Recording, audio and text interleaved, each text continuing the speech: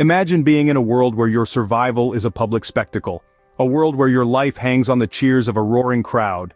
Welcome to the life of a gladiator in ancient Rome. These men were not ordinary soldiers. They were pawns in a grand game. Their status, training, and perilous risks they faced, all a testament to the Roman Empire's might. Gladiators were not just fighters, they were a symbol of the Roman Empire's thirst for power and entertainment.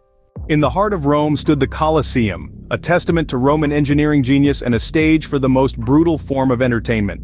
A magnificent monument, the Colosseum was the epitome of Roman grandeur and might. Built with travertine limestone, tuff, and brick-faced concrete, it showcased the unparalleled mastery of Roman architects and engineers. Spanning 189 meters in length and 156 meters in width, the Colosseum was a colossal structure that dominated the Roman skyline. Its elliptical shape, designed to provide optimum viewing for all, could house an estimated 50 to 80,000 spectators, a feat unmatched by any other amphitheater of its time. The Colosseum was not just a monument, it was a vibrant, pulsating hub of Roman society. It was here that Romans from all walks of life gathered to witness the gladiatorial games. These games were not merely entertainment, they were a reflection of Roman society, a manifestation of the Roman belief in bravery, endurance, and the ultimate triumph of man over beast. The games held within the Colosseum were diverse and grand, from gladiatorial combats and wild animal hunts to reenactments of famous battles and dramas based on classical mythology. The Colosseum staged a multitude of spectacles that kept the Roman populace enthralled. But the Colosseum was more than a venue for games.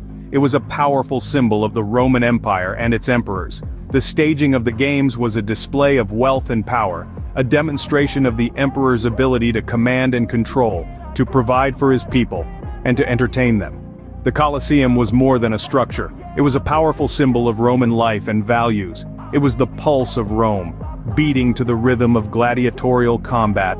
A monument of glory, it was a testament to the might and grandeur of the Roman Empire, an empire that, at its height, stretched from the British Isles to the sands of Egypt, from the Atlantic coast to the banks of the Euphrates.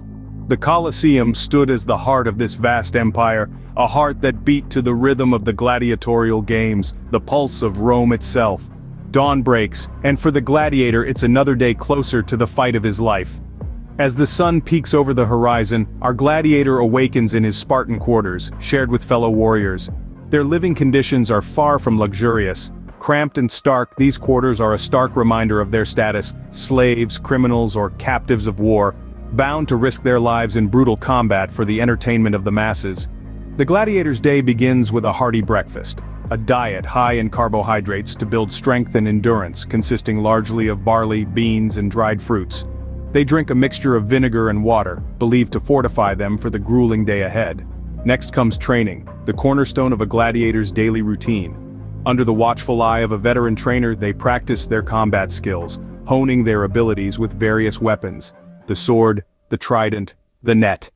They spar with each other, mimicking the deadly dance of the amphitheater. Their bodies bear the scars of past battles and strenuous workouts, a physical testament to their harsh existence. Despite the grueling regimen, there's a method to this madness. Each gladiator is trained not only to fight but also to entertain. They learn how to make every battle a spectacle, drawing out the thrill of the fight to keep the crowd on the edge of their seats. It's a paradoxical existence. The more they entertain, the longer they survive. As evening falls, the gladiator partakes in a final meal, perhaps his last. It's a sobering moment, a time for contemplation. They share stories, laughter, and even a few tears, finding solace in their shared fate. At night, they are left alone with their thoughts. They ponder their past, their future, and the looming specter of the next day's fight. It's a time of reflection, of resignation, of hope against hope. The reality of their short life expectancy hangs heavy in the quiet darkness. Every day was a countdown, every meal a potential last, every night a moment to ponder. Would they live to see another dawn? The crowd roars, the gates lift, and the gladiator steps into the arena, a world where victory means survival and defeat, a swift death. This was the stark reality for gladiators of ancient Rome, where life and death played out dramatically in the bloody sands of the Colosseum. These titanic clashes were more than mere entertainment. They were a reflection of the Roman ethos of bravery, endurance, and martial skill. The gladiatorial games were as varied as they were brutal. The Munera, privately funded by wealthy Romans, showcased one-on-one combat, while the Ludi, state-sponsored events, often featured battles on a grander scale. These could reenact famous military victories complete with war elephants or pit gladiators against wild beasts in a deadly display of man versus nature. Gladiators were typically armed with a variety of weapons, reflecting the diverse styles of combat. The Retiarius used a trident and net, the Secutor a short sword, and the Murmillo a large shield and gladius, a type of short sword. Each weapon demanded different strategies, making every match a deadly game of chess. The rules of combat were strict yet straightforward. Gladiators were expected to fight with honor, not to flee, and to accept their fate bravely. If a gladiator was wounded and unable to continue, his fate was often determined by the crowd. A thumbs-up sign meant mercy, a thumbs down, death.